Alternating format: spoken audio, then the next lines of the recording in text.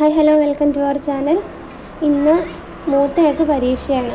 അപ്പം ഇളയാൾ എന്നോട് പറഞ്ഞു, അമ്മ എനിക്കൊരു കഥ വെച്ച് തരാമോ എന്ന് ചോദിച്ചു. അപ്പം കഥ വെച്ചതേ ഫോണും വെച്ചുകൊണ്ടിരിക്കുന്നതാണ് കാണുന്നത്. കാർട്ടൂൺ വെച്ച് കൊടുത്തേക്കുവാണേ. രണ്ടുപേരും ഭയങ്കര കൂട്ടാണ്, പക്ഷെ ഭയങ്കര പേടിയാണ്. വെച്ചേക്കുന്ന സ്ഥലം കണ്ടോ, എൻ്റെ മേത്ത് എന്താ വെച്ചേക്കുന്നതെന്നും പറഞ്ഞുകൊണ്ടാണ് ഒരാൾ നോക്കുന്നത്.